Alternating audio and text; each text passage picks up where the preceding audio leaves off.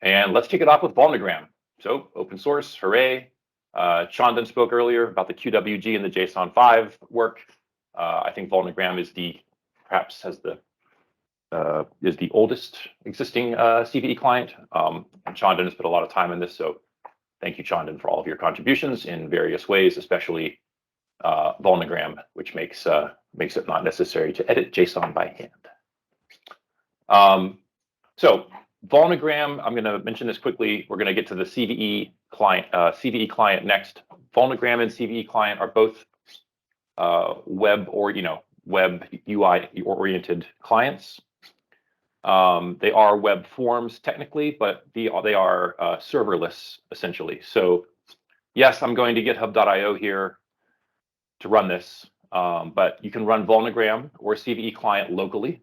You do not need to rely on them existing on the internet anywhere, and they are not tied into any backend infrastructure. So unlike the CVE form that the program runs, which connects to server-side stuff on, I believe, the MITRE site still, or the cve.org site, these are sort of standalone JavaScript clients working in your browser. The API key goes in your browser, all the data is in your browser, and then if you interact with the services, you're sending out network requests to the services. So these are not relying on a backend server. You can copy and make local copies and clones, and you can run them as local web servers. Volnogram is much more rich featured than CVE client. That's intentional design choice. It's not a good or a bad thing. It's just an observation. Volnogram, I believe, also stems from some more elaborate workflow that Chandan has used in his various careers, and has some advisory, sort of bigger, more the information you'd want in a full vulnerability advisory. It has some support for advisory and tighter workflow integration. So again, summary, Volnogram, much more rich featured, CVE client, more minimalist. They both have pluses and minuses on that design element. So I'm going to jump ahead a little bit quickly here, and I'm going to open a JSON file that I already have prepared to save time. This is the Volnogram JSON file I'm about to load. And this was mentioned earlier. I'm going to say it again here, hopefully correctly. Unlike the JSON 4 world, where you have a complete JSON 4 file and you can submit it via pull request to GitHub, which I think a lot of us have been doing, we are only submitting the container. Oh, sorry. Slight difference between Volnogram and the other clients. You want to be careful what parts of the JSON you are submitting. So in this case, the JSON record to load into Volnogram, I believe, is a complete record. It has the meta information. It has the sort of top level information.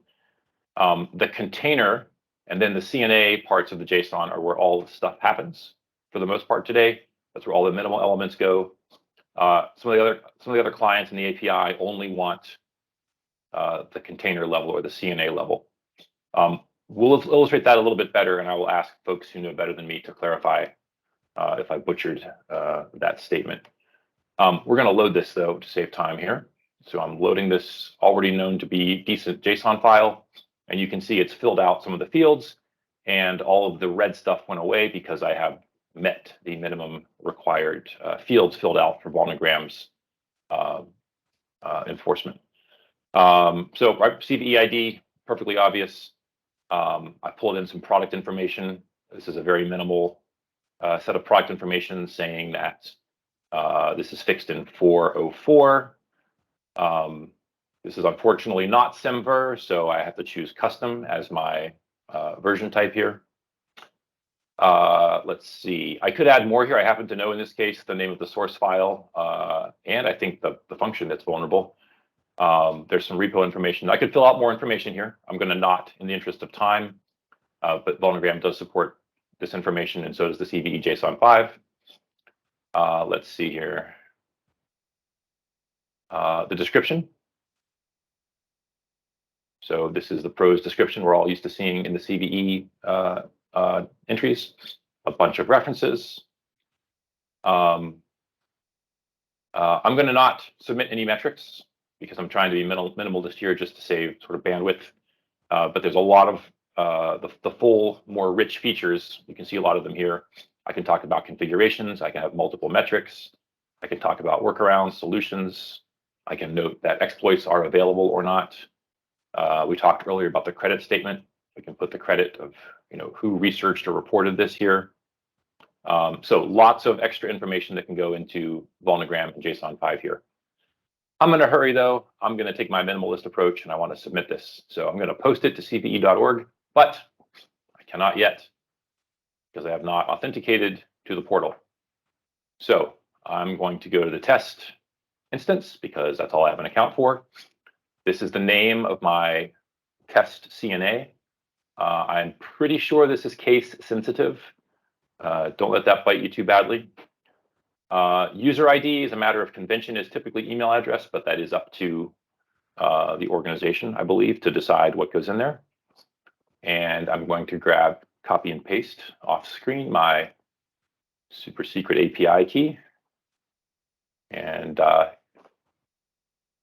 if something worked, I don't know what this error is, probably a browser state issue, but I believe I am connected. I'm now logged into the portal. You can see here some CVE IDs that I've already, let's see, these are probably published. These are all published. I can manage my users here in Vulnogram. These are all just sort of test users.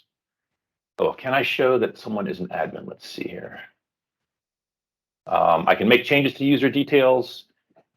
You can reset the API key for folks. So I'm logged in as an admin, as an OA, organizational admin. I can reset my API key here. I'm not going to right now. Typically, the client interfaces are when you click reset API key, it shows you the new key and tells you better copy and paste this. And you can't go backwards. You can always just reset keys in the future. If you are the OA and you forgot your key or lost it or accidentally reset it, as I have, you have to talk to your the secretariat, I believe, to get to the to get that reset. So I'm going to reserve one. Hopefully here, reserve one CVE, and there are options to do more than that. You can reserve batches, you do sorts of different things here. So, oh, I don't think it worked. The demo world is not going to shine its white light on me. Well, maybe this is.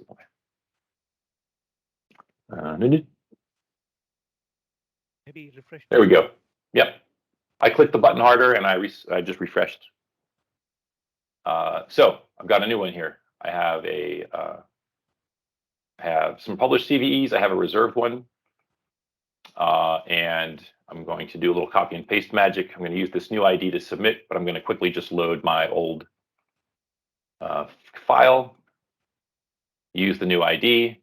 Again, red indicators have gone away, hoping then that I have answered all the minimum required fields. And here goes. Looks like it worked. Let's go check.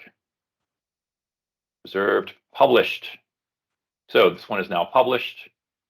And I can go look in. Hang on a second here. I'm going to just sort of confirm that it's published. So I'm in the test API here, and this is I don't need to authenticate at all to get to this endpoint. This is the ID we just published. You will see some familiar looking words in here. There's some dates. Here's the JSON all worked out. Oh, I think Vulnogram might have put the CVSS score back in. I didn't delete it this time before I submitted. And that's it. It has worked. And I'm gonna tab back over. Let's see. I have not tested. See if I can reject something. I probably can.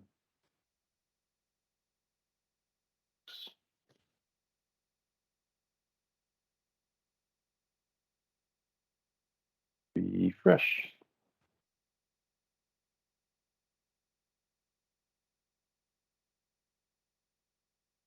Okay, I'm not going to go further here in the interest of time, but this is Vulnogram. It works. We know the developer. He's very committed and responsible and responsive. So things get updated here and fixed and added pretty quickly. You can clone this and run your own local copy of Vulnagram if you don't want to depend on GitHub.io sticking around.